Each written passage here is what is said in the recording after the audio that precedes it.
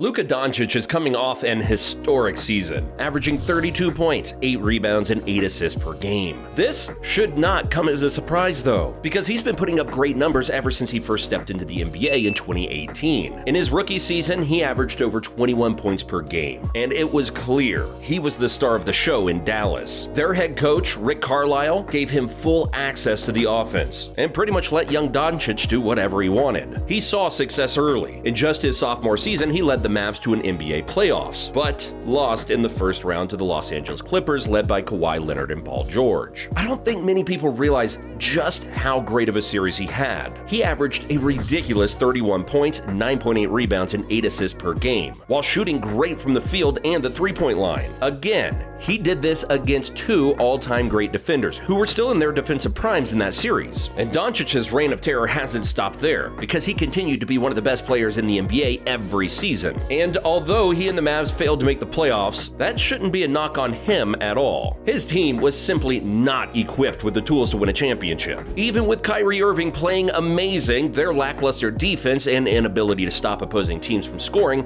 really dismantled them towards the end of the year when they were fighting for that play-in spot. But this offseason, Luka is looking different. It's safe to say he did not take that losing season lightly, because in a recent picture that went viral, he was seen to be a lot thinner and leaner than what we're accustomed to seeing. And yeah, I know a lot of people aren't falling for this again, but it doesn't look like much of a fluke. He's posted multiple workouts that show him doing conditioning and intense strength training. I honestly think missing the playoffs really changed his mindset going forward, especially after seeing another European savant, Nikola Jokic, win an NBA title. He knows if he wants to maximize his success moving forward, he's gonna have to take care of his body. That's what Joel Embiid had to do, and it turned him into a monster. And whether you believe Embiid deserved MVP or not, you can't deny the fact that when Embiid started to take nutrition and training seriously, he was absolutely dominating on both ends of the floor consistently. And whether or not Luka is skinny or more on the chubby side shouldn't really scare fans at all. What makes Luka special is his ability to play at a different pace than most of the players on the court. So even if he loses weight, that doesn't mean he's going to start doing windmill dunks and running down the court as fast as De'Aaron Fox. He's going to continue to play at a slow, controlled pace because it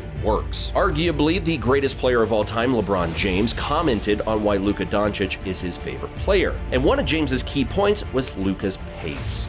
He can control a game. He doesn't even have to shoot. Literally, he'll walk the ball up 10 straight times and get to his spot every single time, just because of his pace. He knows when he comes off a pick and roll if they're hard showing or if they're hedging or if they're dropping the pick and roll. He knows I can turn the corner because I got his shoulder, and I know the third line of defense. When I get there, I just slow down and use my pivots, not even jump, just the Euro 1-2. This guy's flying by every time. It's the mind.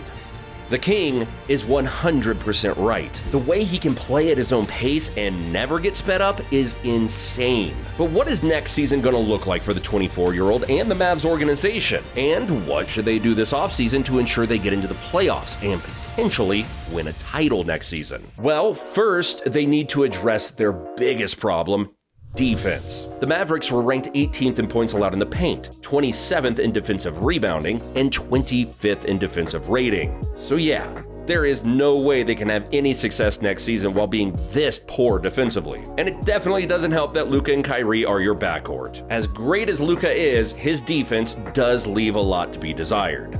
And Kyrie is, well, Kyrie. One underrated trade would be to send 20-year-old Jaden Hardy to the Charlotte Hornets for Cody Martin, the twin brother of Caleb Martin, and Nick Richards, the Hornets' rim-protecting center. If you aren't too familiar with Cody Martin, he's basically a defensive-minded wing who's very good off the ball. He isn't much of a shooter offensively, so there's that, but adding him would help for sure. And Nick Richards would be perfect for Luka in the pick and roll, and he's a really good rim protector who averaged a block per game in 16 minutes. Now I know many of you are shaking your head at trading Jaden Hardy, but the truth is the Mavs are in win now mode, and he's not going to be a big contributor on a team with those goals this early in his career, but he does have a lot of potential as a streaky scorer. Now, if you aren't too fond of those trades, then I do have two defensive-minded players who they could sign in free agency. Those two players are Kelly Oubre and Dylan Brooks. At 6'7" with a 7'3" wingspan, Oubre would be the perfect wing defender to throw into the mix. He isn't the best one-on-one defender, or even considered a lockdown defender at all, but he stays engaged off the ball by being active in the passing lanes, and his length alone can really affect opposing teams. Offensively, while he isn't the best shooter, he is someone who can create off the dribble at a pretty decent rate. He averaged 20 points per game for the Hornets last season, and I know he only played 48 games and he played for the Hornets, of all teams, so he was able to chuck up as many shots as he wanted, but he has shown he's able to get a bucket when necessary. And as for Dillon Brooks, he could potentially be life-changing for the Mavs defense. Love him or hate him,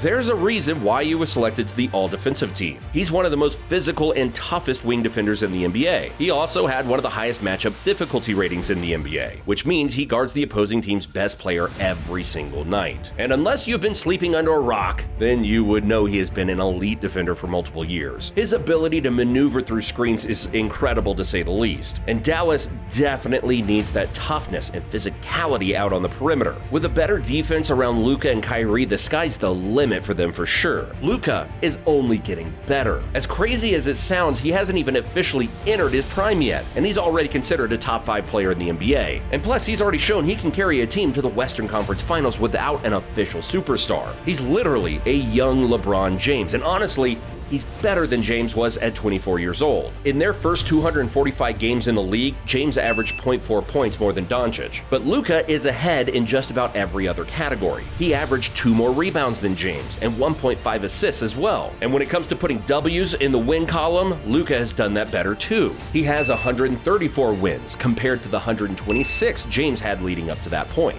Luka has also dominated in double-doubles. He has 121 double-doubles in 245 games. James only had 61.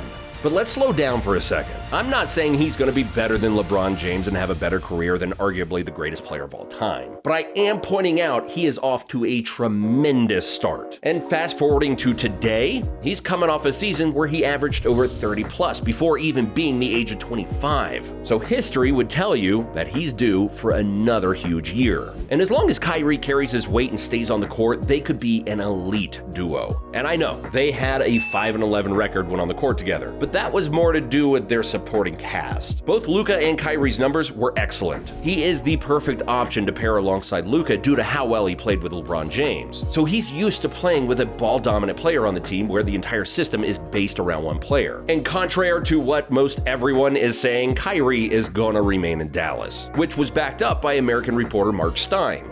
I think, based on everything I've heard, Kyrie wants to stay in Dallas. And one motivation that was suggested to me is that, he's tired of the narrative that he's trying to get his, force his way to the Lakers. And I agree. Why would Kyrie even want to leave the Mavericks? This is the best situation he's been in since he played with James back in Cleveland. He's just 31 years old, and he's playing second fiddle to someone who is already mentioned with the greatest players to ever put on a Mavericks jersey. And plus, they both respect each other's games. Luka even said this about Kyrie when asked about their fit together. It's a great fit. Obviously, people are going to say no. Look at the results we're having. But like I said, chemistry and relationships take time. I wish he could still be here. He's such a great player. He just wants peace, a great person. The only problem I could see them having is learning how to coexist with one another, especially Luka. His entire career, the entire offense ran through him. He created shots for himself and others. He also takes every shot in crunch time. There's never a doubt about whose team it is when Luka's on the floor. But when you're playing with one of the most skilled NBA players of all time who just happens to be a champion, things can get a little murky. But, as Luka said, it takes time. But what do you think? Do you think Luka's shocking body transformation is enough to get him to the NBA Finals next season? And just exactly what do the Mavs need to do to help him? Let us know in the comments down below. Thanks for watching, and I'll see you in the next one.